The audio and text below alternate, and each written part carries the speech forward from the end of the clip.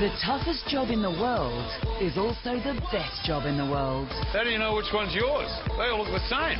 Meet four very different families. I might get to meet some yummy mummies. I suppose it kisses out the question. Aren't they funny? Just like Lewis, Mark, Kane and Justin from Channel 9's House Husbands, the role of the primary carer is shifting. The arrival of a newborn is an exciting and joyful time in any parent's life. But when the laughter and tears wears down, many often feel the pressures and stresses of raising a child. Fathers play a pivotal role in the upbringing of a child, but sadly, it is a role that sometimes is ignored or undervalued. But for many first-time dads, the thought of looking after a newborn is daunting. Looking after baby can be difficult, and many men receive less understanding and support than women. Simon is just one of the new dads that attend the baby shed. Every day she does something different, and it can be really frustrating at times when she's upset or she's not very happy and you don't know why and what you can do about it, but yeah, like now. But generally it's just amazing. The way she'll just look at you and smile is incredible. Held at the Junction Neighbourhood Centre in Randwick, the Baby Shed is a 3-week workshop for dads and their babies.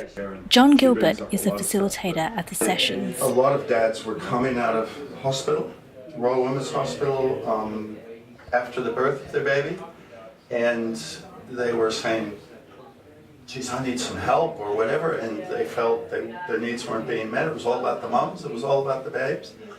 And we felt that we wanted to develop a workshop that was primarily looking after helping the dads to do two things. Number one, to feel confident looking after the baby. But more than that, it was the research was starting to show that how early bonding between the baby and the dad is so important to the baby's well-being.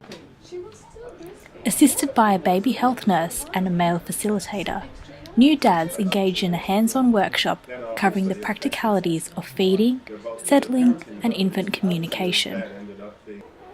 But the Baby Shed is more than just parenting. A lot of the guys do find, we asked them about their birth experience, and some of the guys have said this is the first time they've ever talked about it with anyone. Because it's a big experience for them, but you know, sometimes you gotta, people are like, I don't want to hear about that. But for them to share it with a group of the other guys is good, and so they all get a chance to talk, and some talk more than others.